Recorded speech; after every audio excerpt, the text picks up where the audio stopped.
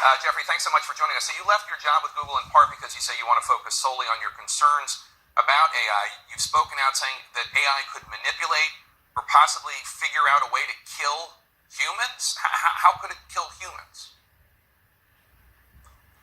Well, eventually, if it gets to be much smarter than us, it'll be very good at manipulation because it will have learned that from us. And there are very few examples of a more intelligent thing being controlled by a less intelligent thing. And it knows how to program, so it'll figure out ways of getting around restrictions we put on it. It'll figure out ways of manipulating people to do what it wants. So what do we do? Do we just need to pull the plug on it right now? Do we need to put in far more restrictions and backstops on this? How do we solve this problem? It's not clear to me that we can solve this problem. I believe we should put a big effort into thinking about ways to solve the problem. I don't have a solution at present. I just want people to be aware that this is a really serious problem and we need to be thinking about it very hard. I don't think we can stop the progress.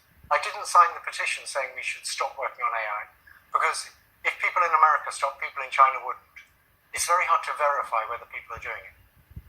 There have been some whistleblowers who have been warning about the dangers of AI over the past few years. One of them, Timnit Gebru, was forced out of Google for voicing his concerns. Looking back on it, do you wish that you had stood behind these whistleblowers more? Timnit's actually a woman. Oh, sorry. So they were rather different concerns from mine. I think it's easier to voice concerns if you leave the company first. And their concerns aren't as existentially serious as the idea of these things getting more intelligent than us and taking over. Steve Wozniak, one of the co-founders of Apple, is also speaking out about the dangers he fears will come from AI. Take a listen. Now, AI is another more powerful tool. It's going to be used by those people, for basically really evil purposes. And I hate to see technology being used that way. It shouldn't be, and probably some types of regulation are needed. It sounds like you agree. I agree with that, yeah. What should that regulation look like? I'm not an expert on how to do regulation. I'm just a scientist who suddenly realised that these things are getting smarter than us.